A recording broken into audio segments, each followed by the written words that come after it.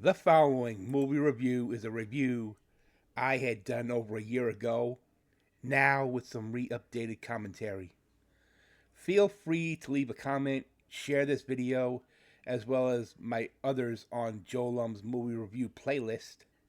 Smash the like button, subscribe to my channel, and click on the notification bell for whenever a new video comes out. On this 4th of July holiday, a re-uploaded double feature is in order. And it's both Missing in Action 1 and Missing in Action 2. Both films starred Chuck Norris as Colonel James Braddock. I first reviewed Missing in Action on January 26, 2024. In the first Missing in Action film, which was set in the context of the Vietnam War POW MIA issue, Colonel Braddock, having spent 2.5 years in a northern Vietnamese POW camp, escaped a decade earlier. He returns to Vietnam to find American soldiers listed as missing in action during the Vietnam War. So he launched a one-man war against the enemy led by General Tran to free the POWs. Missing in Action was released on November 16, 1984, directed by Joseph Zito, and did $23 million at the box office against a budget that cost $2 to $4 million to make. The film was criticized heavily as being a preemptive cash-in on the Rambo franchise. Well, not just this one, but Missing in Action 2, which I'll get to in a sec, being put out months before the second Rambo movie. I originally gave this movie a rating of 8 out of 10. Despite the overwhelming negative reception from critics, Missing in Action was a commercial success and had become one of Chuck Norris's most popular films. It was also Chuck's first with the Cannon Group, owned by the duo of Golan and Globus, and they would go on to have a long relationship with Chuck Norris.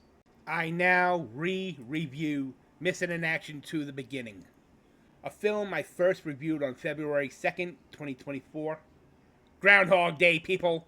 In Missing in Action 2: The Beginning, directed by Lance Houle, it just tells the story of how Braddock became a prisoner of war in Vietnam for 2.5 years before fighting back and escaping the hell that he endured there. This film had turned into a prequel instead of an actual sequel that detailed the events before those in Missing in Action.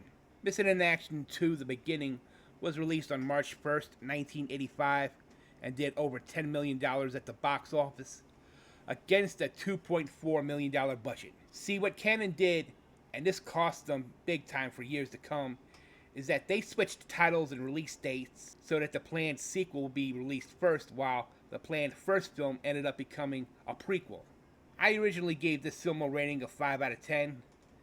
Making Missing in Action 2: The Beginning the second film in the franchise instead of the first was a mistake.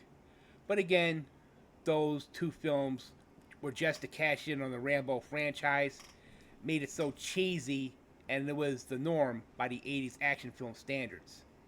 If they had The Beginning as the first film, and Missing in Action 2 where Braddock returns and rescues the POWs, well then, that film would be received much better, now would it? That concludes this re-updated movie review. Once again, leave a comment, share this video, smash the like button, and subscribe to my channel. Also, feel free to check out my movie review playlist. The link is in the description box below.